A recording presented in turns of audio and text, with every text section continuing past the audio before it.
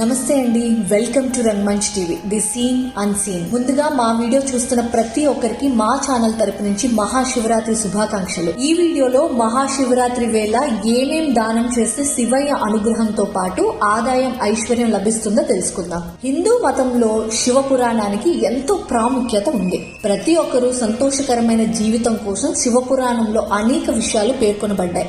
ఈ పవిత్రమైన రోజున భక్తి శ్రద్ధలతో, నిర్మలమైన మనసుతో శివపార్వతులను పూజించిన వారికి శివయ్య అనుగ్రహం లభిస్తుందని చాలా మంది నమ్మకం. అదే విధంగా మహాశివరాత్రి వేళ మనం కొన్ని వస్తువులను దానం చేస్తే బోలా శంకరుడు తన భక్తులపై ఎల్లవెల్లలా ఆశీస్సులు కురిపిస్తూనే ఉంటాడు. ఈ నేపథ్యంలో ఈసారి మార్చి 8వ తేదీన, అంటే ఇవాళ శుక్రవారం నాడు మహాశివరాత్రి వచ్చింది. ఈ సందర్భంగా మహాశివరాత్రి రోజున ఏ వస్తువులను దానం చేస్తే శుభ ఫలితాలు వస్తాయనే వివరాలు ఇప్పుడు తెలుసుకుందాం. మహాశివరాత్రి రోజున జలదానం చేయడం వల్ల ఎంతో పుణ్యం లభిస్తుందని శాస్త్రాల్లో పేర్కొనబడింది.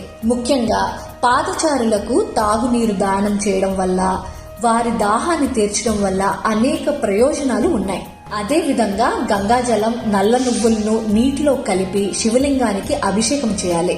అదే సమయంలో ఓం నమ శివాయ అనే పంచాక్షరి మంత్రాన్ని జపిస్తూ ఉండాలి.